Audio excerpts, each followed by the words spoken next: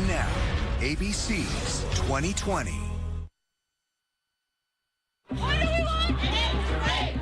Tonight on 2020, the scandal that put a glaring new spotlight on college sexual assault. After a Rolling Stone article Out of that scandal rocking the University of Virginia. It was one of the biggest stories to ever hit a college campus ever. That elite college, University of Virginia, an alleged frat house attack on a student known only as Jackie. She doesn't tell police, but she does tell the renowned Rolling Stone magazine. Is this the first we're finding out by reading a magazine? Really? Now, speaking only to 2020, the dean who says she was unfairly villainized. They made it look like I used the trust of young women to cover up rapes. But tonight, what's the real story behind an expose that fell apart? Series of discrepancies. Wow, I didn't say any of that. Was it all a devious plot by Jackie, making up the attack to snare the real boy who had rejected her? She's pulling out all the stops. She's doing anything she can to get you to fall in love with her. And the measures become more and more desperate. You believe she stole your story. And next week, it's Rolling Stone on the stand in a blockbuster libel trial. Now, the key players and deposition tapes never seen in public of a reporter whose article had to be retracted. I had full faith in Jackie, and discovering that she had misled me was just devastating. 9,000 keystrokes. We were done. What happened to Jackie? Here's Amy Robach.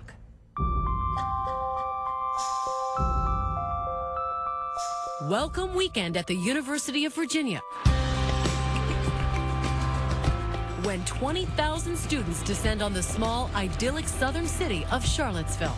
The campus grounds suddenly alive with wide-eyed first years and their families, steadying themselves for that first collegiate Instagram post and long hug goodbye.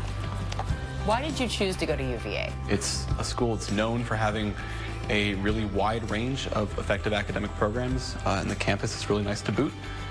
Founded by Thomas Jefferson, UVA boasts no shortage of accomplished alumni, including journalist Katie Couric, comedian Tina Fey, and the late Robert F. Kennedy.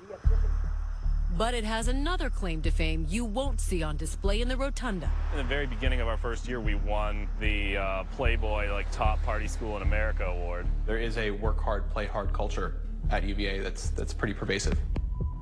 The year of that Playboy honor was 2012, where our story begins.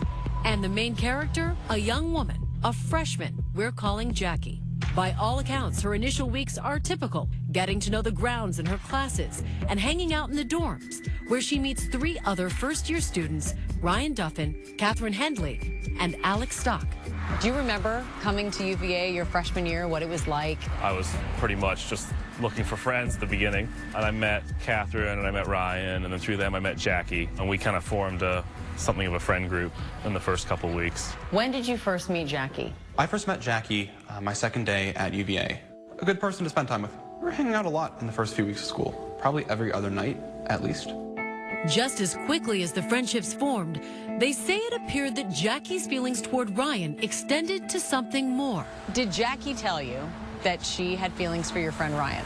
Yeah, oh yeah, pretty quickly it became clear that she liked him.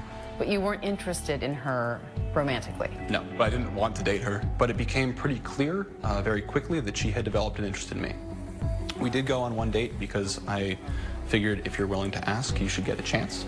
But after that date, I told her, sorry, I'd rather just keep this as friends. You said that to her? Mm-hmm. And how did she respond? She started crying. Did not go over well at all. I guess that really shook her up. When Ryan wasn't interested in her, she would be, crying her eyes out with me and Catherine. What would she say when she was crying? It's just mostly, why doesn't he like me? And she was devastated? Yeah, I would say she was pretty upset.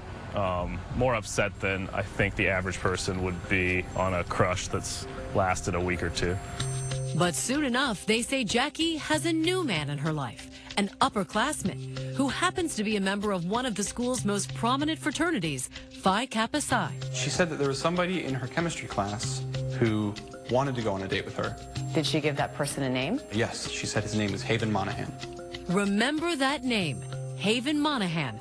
A name as peculiar as it will become paramount. This new guy comes on the scene who's suddenly interested in Jackie, and Jackie loves to tell us all about it. I guess loves to tell Ryan all about it. And according to her friends, Jackie had a way with words. She was a great storyteller. She always told stories with a lot of detail and a lot of specifics that made you feel like you were almost like you were there. And on September 28th, 2012, Jackie tells her friends a story that will change all of their lives and countless others. Take us back to that night. I got a phone call from her where she said, "Hey, something happened. Please come meet me out in front of this dorm." You immediately go? Yeah. What did you see? She was sitting on a picnic table near some of the first-year dorms. She was crying. She, was obviously really upset about something. What did Jackie say happened? You were waiting for her to talk, and she talked. Yes. Ryan claims Jackie tells him she had a date that night with Haven, one that would end catastrophically. Haven parked his car out in front of his fraternity house and said he had to run inside to grab something. He asked Jackie if she wanted to come along. She said yes, and she said that once they got up to his bedroom, there were 5 other men waiting in the bedroom, and Haven forced Jackie to perform oral sex on those 5 men. What was your response? The first thing I wanted to do was go to the police about it. Jackie didn't want to. Why? Because she didn't want to have to sit down in a police station and continually go over it detail by detail. So I called Alex and Catherine. And Ryan's right in front of that dorm with Jackie, and he's given me a call and said something terrible has happened to Jackie, and you need to get here right away. We get to the dorm, and I go talk to Ryan and figure out what's going on, and he tells me that Jackie's been raped. And Jackie wasn't really talking much, just kind of sitting there like affirming what Ryan tells me. Did you tell her to call police? And that was kind of what Ryan and I were both telling her. And, obviously, right after the attack, she wasn't in any condition to go anywhere, and she just wanted to go to bed. Alex and I spent the night sleeping on sleeping bags in her dorm room to make sure that she was okay. In the subsequent days, Jackie's friends say they continued to check in on her. Did the two of you get closer during this time? Did she lean on you more? No, so we actually stopped hanging out a few weeks afterwards. Why? And it wasn't because of the assault. It was because, yet again, she still would ask me why I was not willing to date her. And, for lack of a better answer than I don't want to, I realized that it would be better to cut off the friendship. It seemed like you came to the realization she couldn't accept just a friendship. Yes. Jackie chooses not to report the assault to the police and drifts away from her 3 friends. Then, almost 2 years later, a reporter from Rolling Stone walks onto the campus and puts Jackie's story, her former friends, and the University of Virginia in the nation's crosshairs. An allegation of a brutal gang rape at a UVA frat house caused outrage in Charlottesville. My dress is not a yes! And nationwide. Coming up, Jackie's story goes national. A student told Rolling Stone magazine that she was gang raped at a party. A campus and a country taking the story as gospel. The article was not to be questioned. It was the word of God when it came out. But would those words continue to hold up? Good evening, everyone. I'm David Muir. And I'm Elizabeth Vargas. In a week where alleged sexual assaults have been front and center, possibly affecting the presidential election, that topic continues to be especially relevant on college campuses. In fact, right now in the fall is when more than half of college campus assaults occur. It's been dubbed the Red Zone, and we're live tweeting during tonight's program. You're sure to have strong opinions, so join our conversation on Facebook and Twitter. And when we come back here, the explosive twist that is about to occur. 2 years have passed since the alleged attack on a first-year student in this stately fraternity house on UVA's Greek Row. It's November 2014, and just days before students head out for Thanksgiving, they're blindsided by an incendiary 9,000-word expose in Rolling Stone titled "A Rape on Campus." I remember that morning I woke up and I remember reading on social media, there's this article that's come out, bombshell article. You have to read it. A Rolling Stone article. Out of that scandal rocking the University of Virginia. The timing couldn't be worse. The school, seemingly cursed, reeling from the high-profile murders of student-athlete Yardley Love. The University of Virginia student murdered by her former boyfriend. And that same fall, the disappearance and murder of co-ed Hannah Graham. Searchers in Virginia stumbled across what they now believe are Graham's remains. It's not the usual kind of atmosphere on campus. There was something amiss. Now the explosive Rolling Stone story. But this account sounds even worse, more lurid and dramatic than the version her friends recall hearing. Jackie's date takes her to a raucous frat party at Phi Kappa Psi. She takes his hand as he ushers her into a bedroom. The door closes behind them, the room pitch black inside. A body barrels into her, tripping her backward, crashing through a low glass table. She hears someone say, "Grab its expletive leg," and that's when Jackie knows she is going to be raped. 3 hours of sheer agony as she says 7 men took turns raping her. Jackie runs shoeless out of the frat house, face beaten, her red dress spattered with blood. She runs into the arms of 3 friends, but instead of going to the police, there's a heated debate. One friend warning she's going to be the girl who cried rape and will never be allowed into any frat party again. While the article contains rich detail about the night in question, the reporter says Jackie declined to identify her attackers by name. The journalist who broke the story for Rolling Stone, Sabrina Rubin Erdely. The Rolling Stone reporter, Sabrina Rubin Erdely, becomes a rock star in her own right. A seasoned journalist with numerous sexual assault stories to her portfolio. I met a young woman named Jackie. She becomes a sought-after talk show guest, hammering the UVA administration for what she says was indifference to Jackie's claims. She went to the administration and told them that she had been gang raped, and the administration did nothing about it. In fact, in the article, Jackie claims she told the administration about 2 other rape allegations at that same fraternity, but says no action was taken. Not only was there no investigation, but the campus also, the administration apparently decided that there was no reason to warn the rest of the campus that there had been multiple allegations of gang rape against a fraternity that continued to hold parties every weekend. And another lightning strike in the article? Jackie once asked Associate Dean of Students Nicole Eramo why UVA's rape stats were hard to find. She says the dean answered, because nobody wants to send their daughter to the rape school. It was my sense that the University of Virginia was just stonewalling and not allowing Jackie to get help. If Jackie sounded credible to anyone, it was this woman. My attack happened 5 weeks into my college career. I was 17. 𝐶𝐸 was another young freshman when she says she was gang raped at the same Phi Kappa Psi house at UVA in 1984. I just remember this young man, I was clearly impaired, locked me in a room and cut the lights. You were screaming. I was screaming, and I thought, I'm going to die here. But 𝐶𝐸 survived and ultimately turned in her attacker. William Beebe pleaded guilty to aggravated sexual battery, making her a hero to sex assault survivors. You wrote a memoir about your experience. How well known is the 𝐶𝐸 story on campus? My book is in the library, it's in the Women's Center. There was a book tour, it was national, so it's very well known. So 𝐶𝐸 was only too willing to participate in that Rolling Stone article, concerned that history was possibly repeating itself. You were obviously struck by the similarities of Jackie's story to your story. How so? What specifically? Well, the house, first of all, and I think Sabrina probably thought, oh my God, is this some sort of sick tradition? Know who else was wondering? The federal government. One of the reasons Rolling Stone was interested in UVA is because at that time, it was one of 85 schools under investigation for allegedly mishandling sexual assault complaints.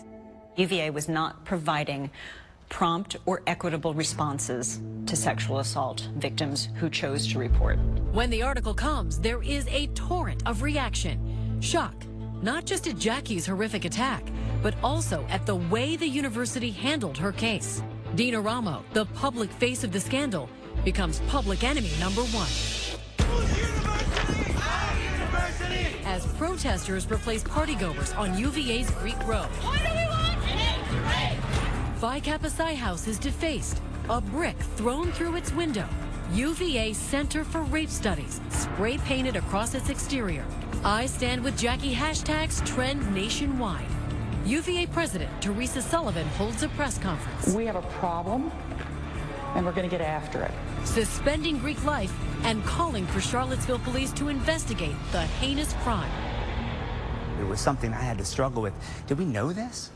Did anyone tell us this? Is this the first we're finding out by reading a magazine? Really? Coming up, really becomes a real question when a new reporter starts digging. You weren't setting out to disprove this story. Absolutely not. I was setting out to get to the bottom of the story. I told everybody that I met that I just want to find out the truth. Turns out the truth would become a moving target, but not before the dean becomes a pariah, fearful she may be the next target of violence.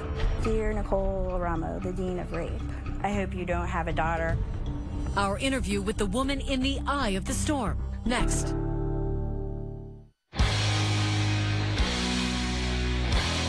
For 49 years, it's been considered the encyclopedia of rock.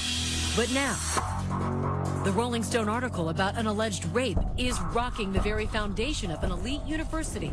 The most read non-celebrity story in its history. The university founded by Thomas Jefferson now finds itself in total crisis. The state's attorney general is appointing a special investigator. There's something seriously wrong with the university officials in charge of these students. And the public face of that scandal?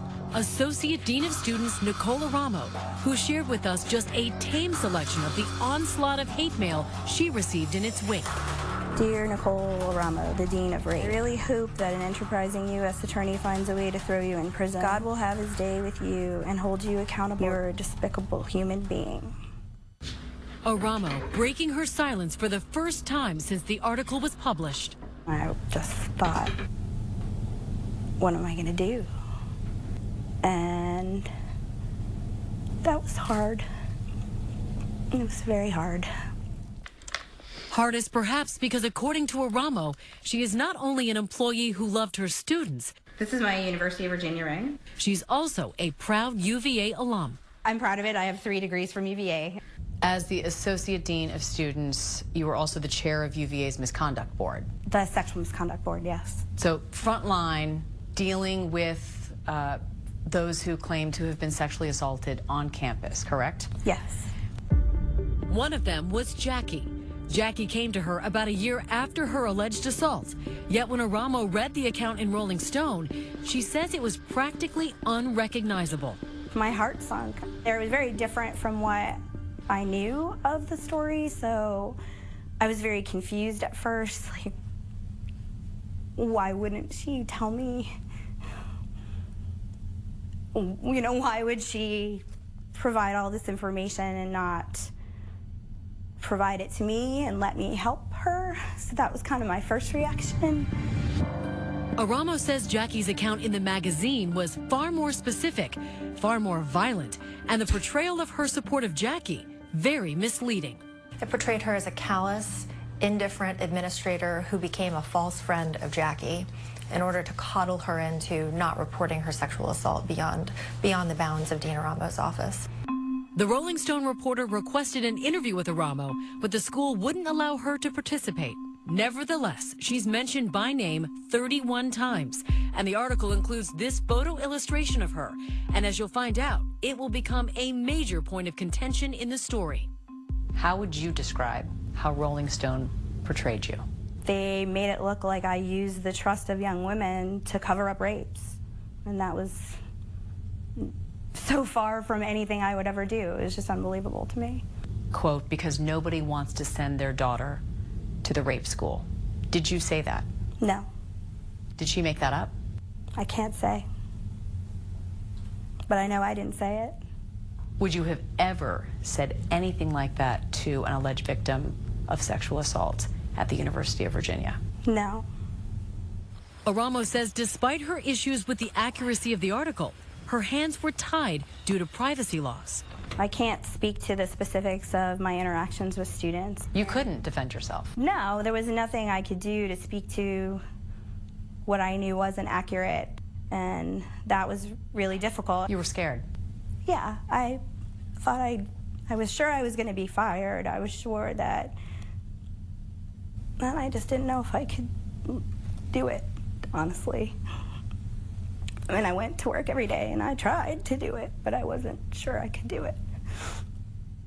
But while the fires of fury burn on campus at UVA, another reporter is about to stoke the flames from about 120 miles east at the Washington Post.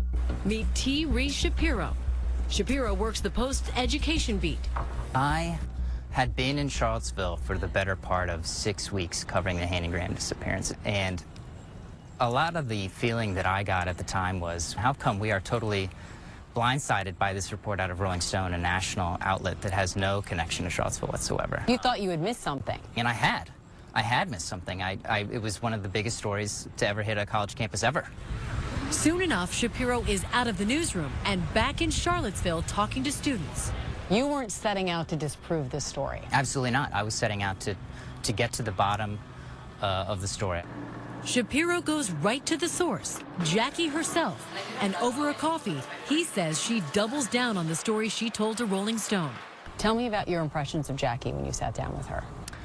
Extremely intelligent, composed, sort of gently mannered. She came up to me and introduced herself and said, "Oh, hey, I'm Jackie." And she wasn't afraid to be in public either. At that point, everybody, it seemed, in the nation knew her name and knew of her story. And she didn't shy away from me. She didn't also shy away from any question that I asked her. Was she detailed? Very detailed, absolutely. And I went to my editor and I said, well, you know, I've spoken with her and I feel like we have a really good interview here. And he appropriately said, well, now it's our turn to get to the truth of the matter, too, and that we need to find the people who allegedly assaulted her. On campus, Shapiro can't find those alleged attackers, but who he does find brings the kind of breakthrough seasoned reporters bank on. The three friends that Jackie had met in the immediate aftermath of that, they weren't hiding. They were happy to speak with me. In fact, those three friends might have been happy to talk to Rolling Stone too, but they didn't. Why? Jackie answered for them, telling the magazine they declined. Sabrina asked Jackie to reach out to me. Jackie told Sabrina that I had said no.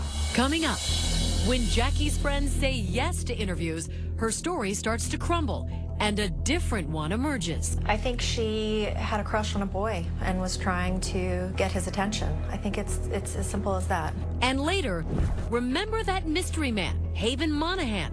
Who is he really? Stay with us.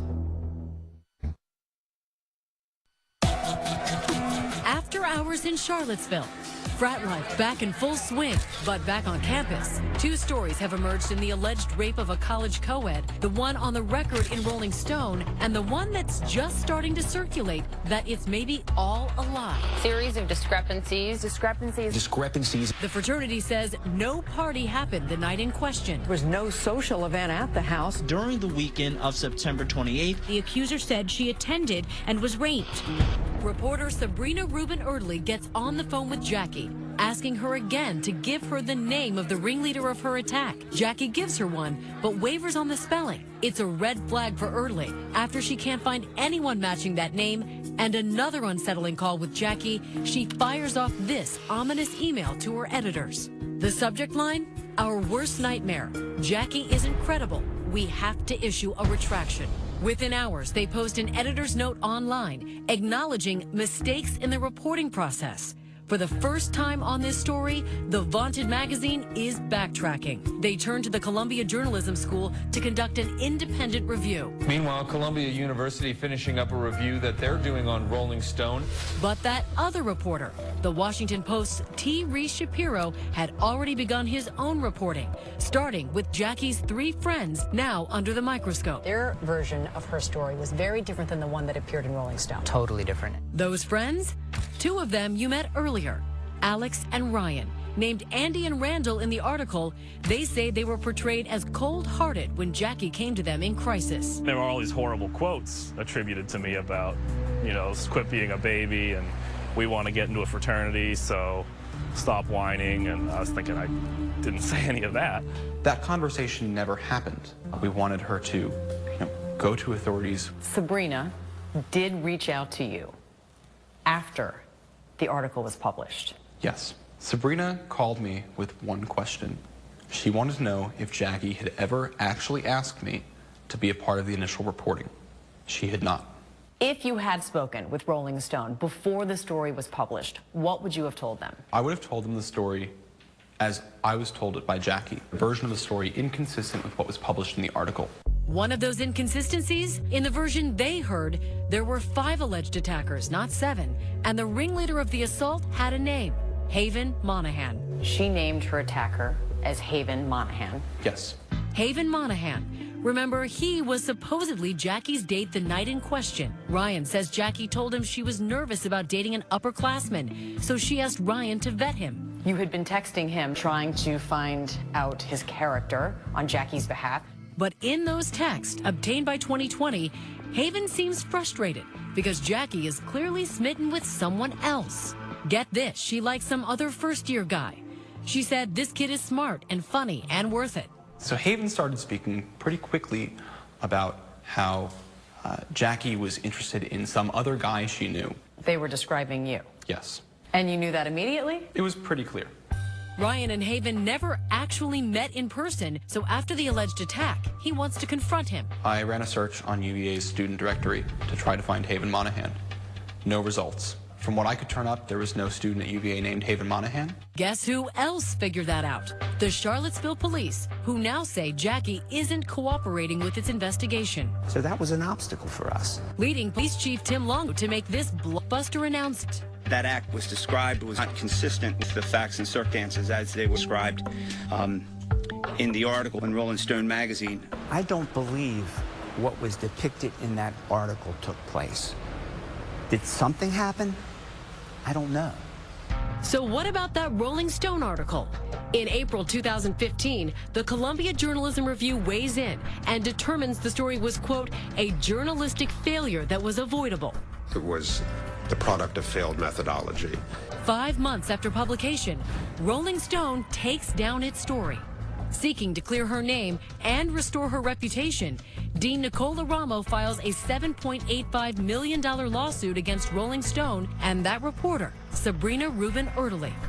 Now Dean Eramo fighting back against attacks on what she calls her life's work. Left the article up. Defamation lawyers Tom Clare and Libby Locke took the case.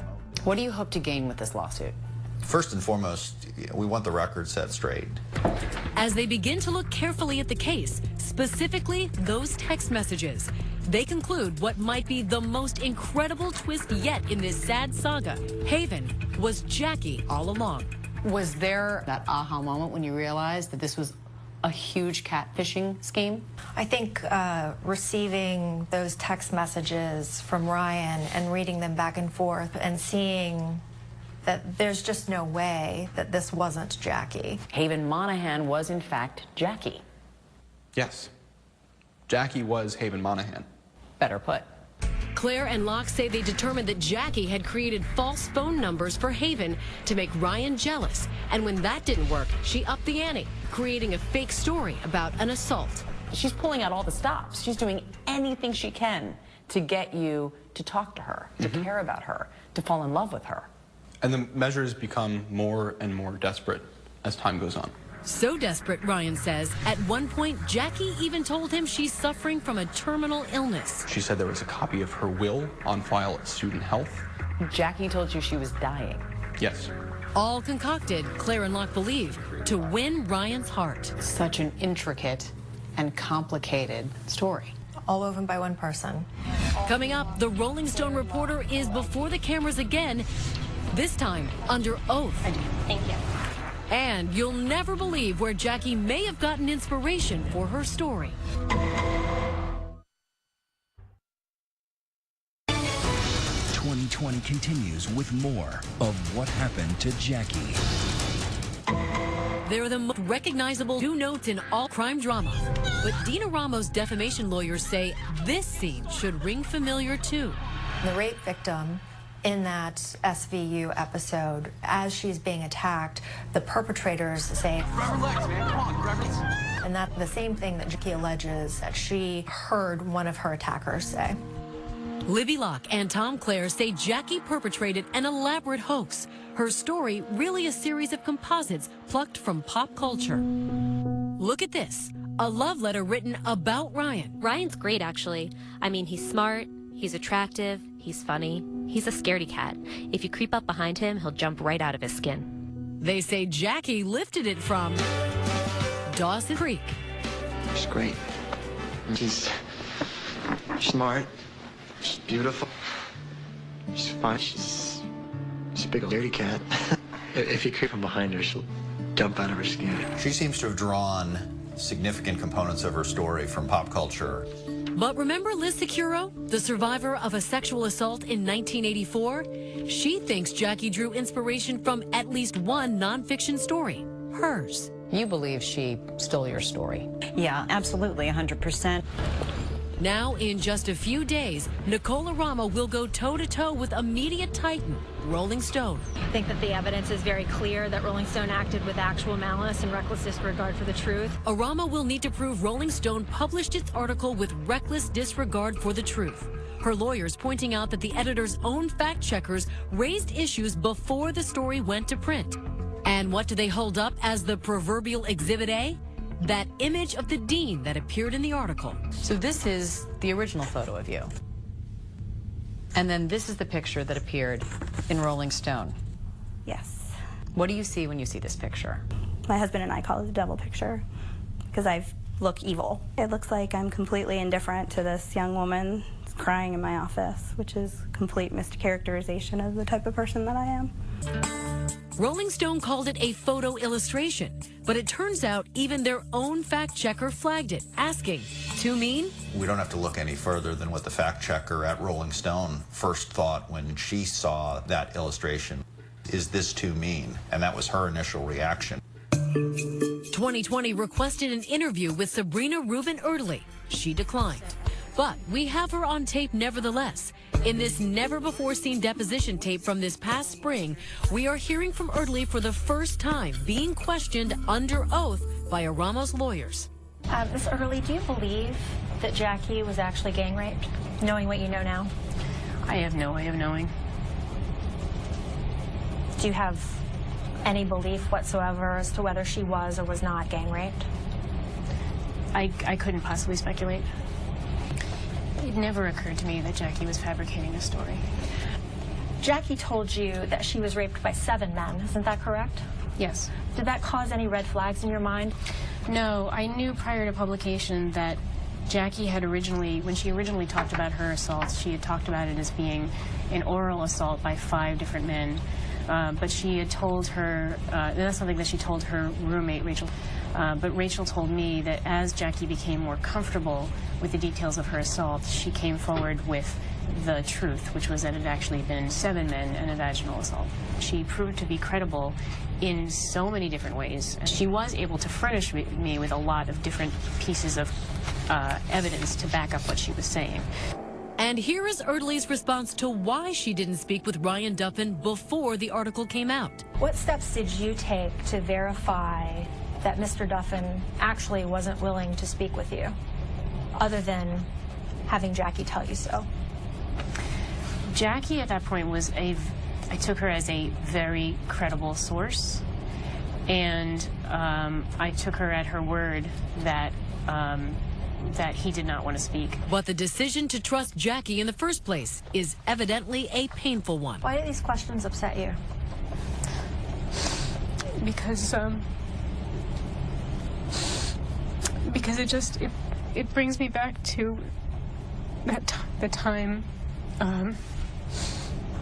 after I realized, I'd had full faith in Jackie and in her story. And discovering that she had misled me or had omitted information, it was just devastating. While Rolling Stone admits they made mistakes, they defend their portrayal of the UVA administration, pointing to the results of that federal investigation into how the university handled sexual assaults. The government concluding at times the school failed to promptly and equitably respond to complaints. In a statement given to ABC News, Rolling Stone says, in part, the depiction of Dean Eramo in the article was balanced and described the challenges of her role. We now look forward to the jury's decision in this case. One of the main reasons Rolling Stone says it focused on UVA to begin with was because there was already a federal investigation into how the University of Virginia handled sexual assault cases on campus. Do you think there was a problem? It's certainly an issue that we struggled with, but it is one that we were desperately trying to get better at. Rolling Stone, in fact, argues that their portrayal of you is supported by the Office of Civil Rights report that concluded that UVA, including you, Dean Eramo, violated Title IX and created a hostile environment for victims of sexual assault at UVA. Obviously, I don't agree with that account. I think we were doing the best we could in a very difficult climate and a very difficult situation. I think everybody can improve, and I think we were trying to improve. But here's the fact mentioned in Rolling Stone that Eramo can't dispute. During her tenure as Associate Dean, not a single student was ever expelled for sexual assault. Can you understand how that may make some people think that UVA did not take sexual assaults on campus seriously enough? I can certainly see how some people could make that leap, but I just know what I was trying to do every day, and we were taking it very seriously from my position. 2020 did ask the university to participate in tonight's story, but it declined. In the wake of the scandal, Nicole Eramo is still employed at UVA, but she's no longer the Associate Dean of Students. I now work in the Vice President for Student Affairs Office. We're doing more of an administrative role, so I don't work with students as often. I see you're emotional saying that. It's difficult. It's not necessarily my passion. It's been a very difficult adjustment to be in a different role and not have the privilege to be with students in that time of need. Coming up, 2 years and no word from Jackie until now. Under the watchful gaze of founder Thomas Jefferson, UVA students abide by an honor code, pledging never to lie, cheat, or steal. But no amount of truth-seeking thus far has yielded an answer to the central question: what, if anything, happened to Jackie? We asked, but she didn't respond to our request for an interview. Was there any question in your mind that Jackie had been sexually assaulted? I absolutely believed it. And continued to believe it? I don't think anything happened to her on September 28th. However, that does not mean that nothing happened to her before that would have prompted her creating a story like this, and I've resolved myself to realize that I never will know. Ryan Duffin's trust, just part of the collateral damage for those who feel they were caught in Jackie's web. Are you a more skeptical person now than you were before? Absolutely. I think that's one of the takeaways from this story, right? People were so quick to shut down people who were actually being critical of the article, when those people ended up being right. I only have the one copy, which I thought would be sort of a commemorative copy of a piece that changed the way we all look at sexual violence. And, you know, now it's a painful reminder. Sexual assault survivor Liz 𝐶𝐾, now an advocate for victims' rights.